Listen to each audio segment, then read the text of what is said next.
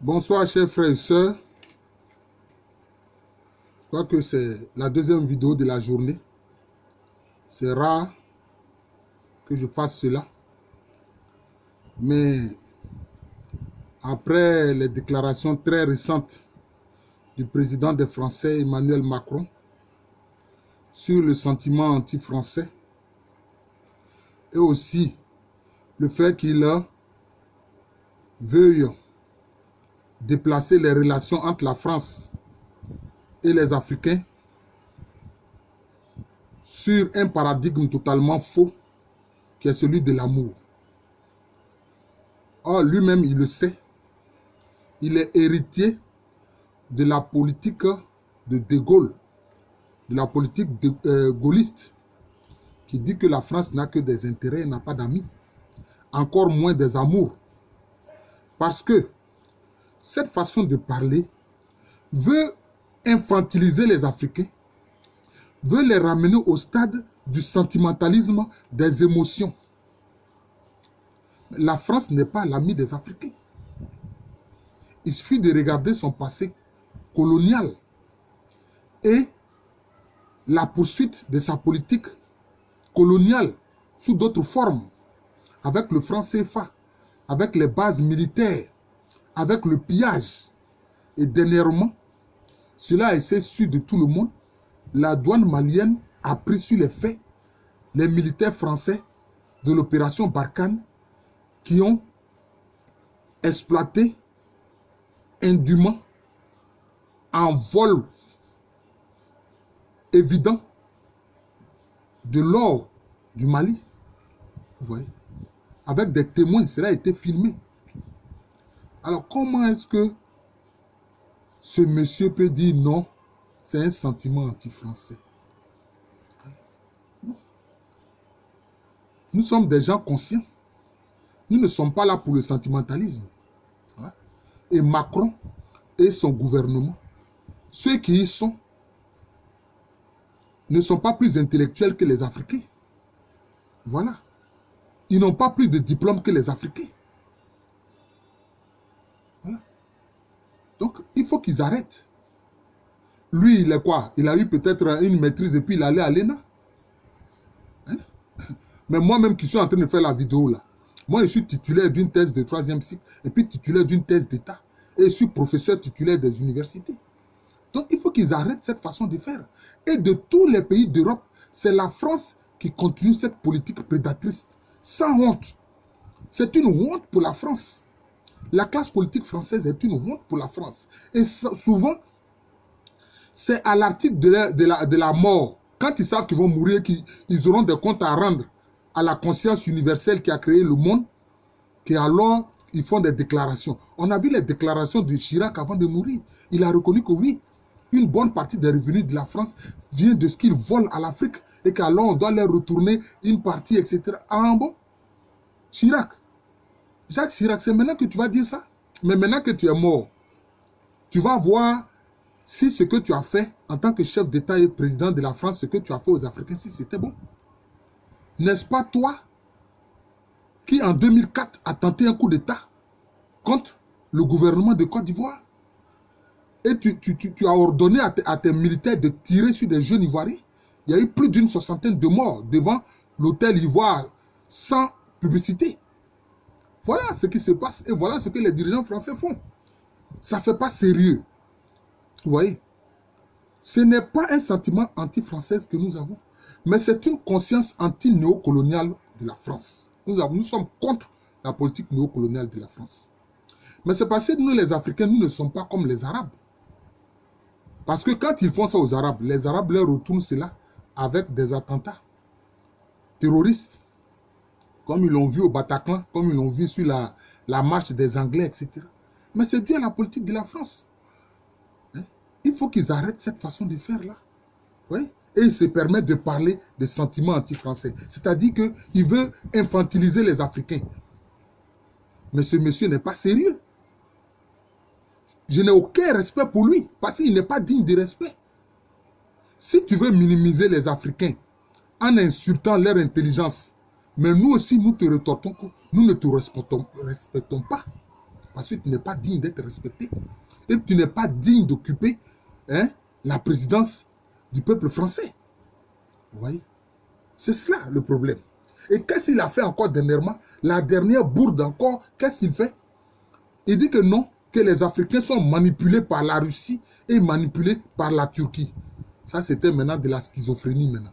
Ça, c'était une schizophrénie maintenant qu'il étalait aux yeux du monde. Ah bon? Donc, tous les Africains sont manipulés par la Turquie et manipulés par la Russie. Bon, nos chefs d'État qui sont des sous-préfets là, bon, qui les manipulent? Nos chefs d'État qui donnent des marchés de gré à gré à la France là, qui les manipule? Dis-nous, qui les manipule?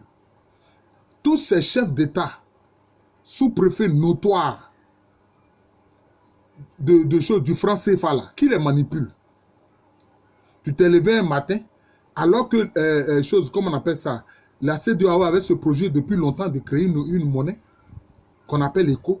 Tu es venu contrebalancer ça, combattre ce projet en prétendant que tu crées une autre monnaie qu'on appelle l'éco et que tu veux toujours fixe pour empêcher l'industrialisation des pays d'Afrique. Alors, quand tu fais tout cela, et que nous observons et que nous voyons que la France agit comme un État voyou, comme pire que la mafia calabraise ou bien la Camorra, tu as venu dire que c'est un sentiment anti-français? Est-ce que ce que je suis en train de dire là, c'est un sentiment anti-français? Je m'adresse à Macron et à la classe politique française dans quelle langue? Est-ce que je m'adresse à eux en breton? Est-ce que je m'adresse à eux en basque ou dans les patois de la Provence? Il faut que les Français arrêtent. Il faut qu'ils arrêtent. À force de vouloir des marchés de gré à gré, en faisant pression sur les chefs d'État africains, les entreprises françaises ne sont même pas compétitives. D'ailleurs, ça ne date pas d'aujourd'hui. Moi, je le dis. Moi qui fais l'histoire africaine, depuis le 15e siècle que les compagnies françaises ont commencé à commercer sur les côtes, nos ancêtres africains se sont rendus compte que les marchandises françaises n'étaient pas de bonne qualité. Voilà. Ils préféraient les marchandises britanniques. C'est cela. C'est pour ça que vous allez voir que certains mots de nos langues akan sont des emprunts de mots qui viennent de la langue anglaise. Comme l'assiette, ils appellent ça plate par rapport à plate. Vous voyez? Les choses, comment on appelle ça? La fourchette, ils appellent ça faka. C'est tiré de l'anglais.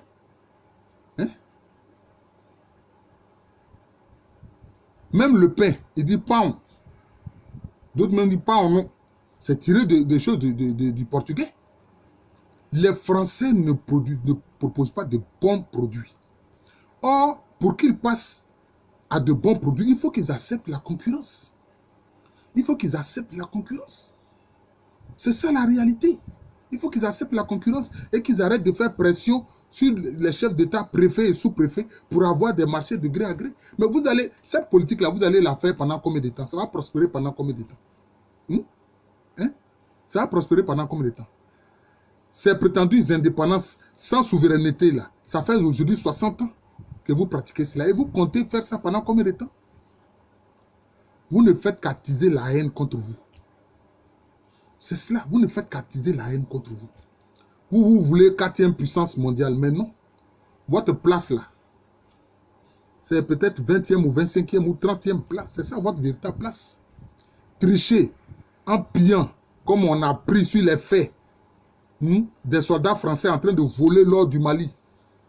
Ensuite, pour se plaindre que oui, il y a des immigrés qui ont traversé la Méditerranée, qui sont allés en France. Mais vous n'êtes pas sérieux. Vous n'êtes pas sérieux. Il faut que vous arrêtiez. Donc, c'est cela. La poursuite de cette politique-là est suicidaire. Elle est suicidaire pourquoi? Parce qu'aujourd'hui, la France a affaire à de nouvelles générations. Ces jeunes Africains sont des jeunes conscients. C'est une génération connectée qui est sur les réseaux sociaux. Et cette génération sait ce que la France lui fait comme mal. Et fait comme mal à leur pays. Et vous alimentez des foyers de rébellion, vous financez des rébellions, des faux djihadistes, etc. Mais cette politique de prédation, vous allez la mener pendant combien de temps? Pendant combien de temps vous allez la mener? Messieurs les dirigeants français, vous allez faire ça pendant combien de temps? Vous souillez la réputation de la France. Vous faites honte à la France. Hein? J'ai aimé dernièrement l'intervention, je crois, d'un sénateur, en tout cas c'est un parlementaire français, qui a dénoncé la volonté de perpétuer le franc CFA sous une autre forme. Cette monnaie nazie maintenant, on veut en faire maintenant la monnaie nazie éco. Il a dénoncé cela. Mais il y a longtemps que les classes politiques françaises savent cela. Elles auraient pu dénoncer cela depuis longtemps. Parce qu'en Afrique, nos dirigeants, se pliant à ce que vous voulez, alors ils peuvent perpétuer leur pouvoir. Alors ils peuvent faire ce qu'ils veulent de leur peuple. Ils gouvernent leur peuple avec mépris, avec dureté. Mais leur peuple les hait. Leur peuple les hait. Ah oui. Tout comme aujourd'hui, les nouvelles générations haïssent la France à cause de cette politique-là. C'est la haine. Ils sont haïs. Ils sont vomis. Ils peuvent continuer de se plier à la volonté de cette politique prédatrice de la France. Mais ils sont haïs. Ils sont détestés par leur peuple. Voilà, c'est ça le problème. C'est ça le problème. Alors, vous voulez poursuivre cette politique de haine-là, de prédation? Ben, on verra bien. Mais sinon, vos voisins allemands, ils vous montrent le chemin. Ils n'ont pas besoin de faire ça. Pourtant, ils sont la première puissance de l'Europe. Ils sont la première puissance économique de l'Europe.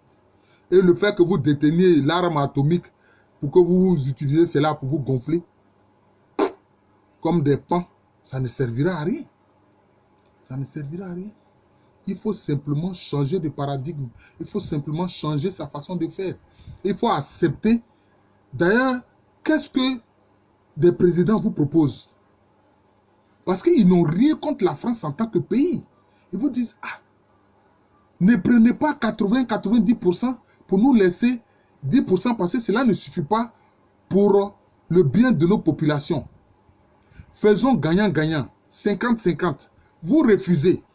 Vous refusez. Mais le moment viendra, même les 50-50 là, vous ne les aurez plus. Vous ne les aurez plus. Il est plus que temps que vous acceptiez les 50-50. Gagnant-gagnant, win-win. Ah oui. Oui.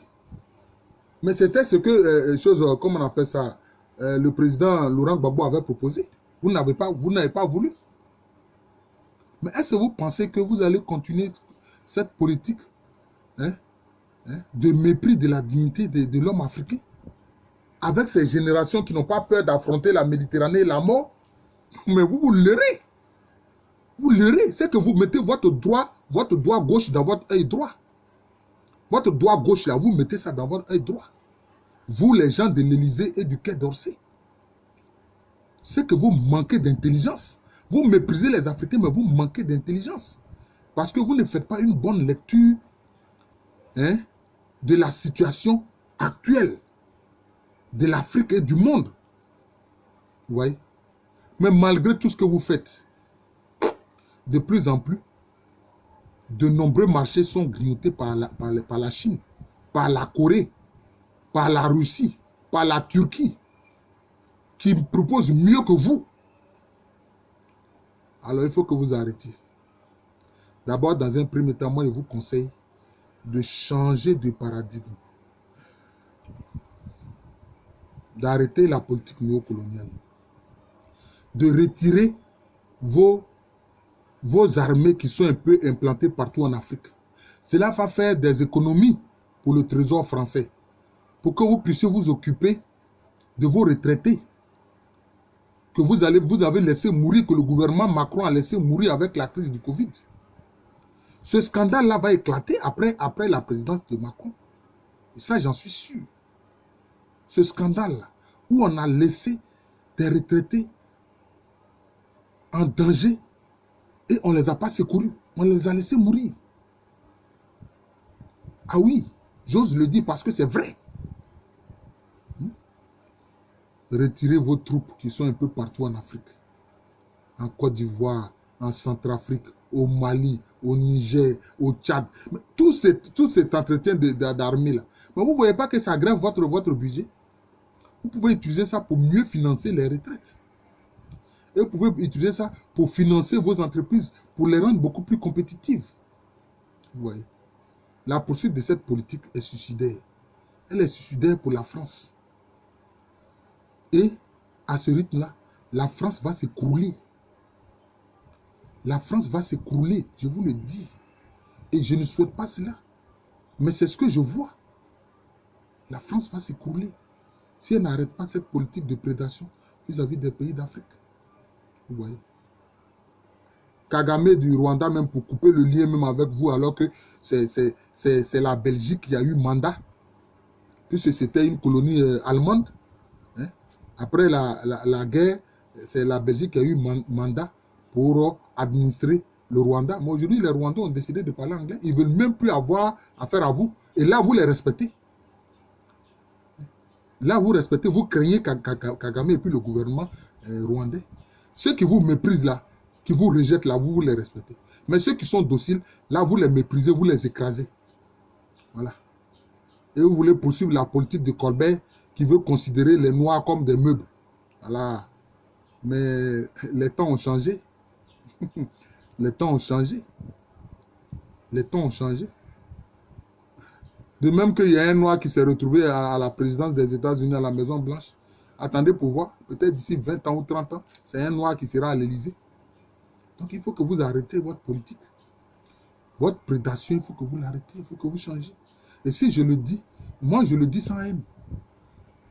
Parce que moi, personnellement, je suis du Christ. Donc je n'ai pas le droit de haïr. Mais je vous le dis, en toute fraternité et en toute sincérité, il faut que la France change sa façon de faire. Il faut que la France change sa politique. Ça ne sert à rien d'avoir toujours la continuité de cette politique de prédation qui ne rapporte rien au peuple français. Ça rapporte simplement aux 120 familles françaises. Les 120 familles d'entrepreneurs français, c'est à ceux-là qui ça rapporte. Et les groupes Bouygues, Bolloré, etc. veulent des marchés de gré à gré. Mais ça vous rend non compétitif. Vous n'êtes pas compétitif. Parce que quand vous serez contraint à la compétition, vous allez vous écrouler. Parce que vous êtes comme des athlètes, mais qui ne s'entraînent pas. Comme un athlète qui ne s'entraîne pas régulièrement peut aller à une compétition et gagner une compétition. Ce n'est pas possible. Vous voyez? Donc vous pensez que vous êtes intelligent, alors que vous ne l'êtes pas en fait. Parce que votre vision prédatrice fait que vous n'êtes pas intelligent. C'est une bêtise. Voilà. Chers frères et sœurs, je vous remercie de m'avoir suivi. Je suis le professeur Alou Kwame René, qui parle avec sincérité à ses frères français. Je suis professeur titulaire d'histoire à l'université Félix Houphouët-Boigny, université qui est à Abidjan, dans le quartier de Cocody. Abidjan est une ville de la Côte d'Ivoire, un pays situé en Afrique de l'Ouest. Merci encore et bonne journée à tous.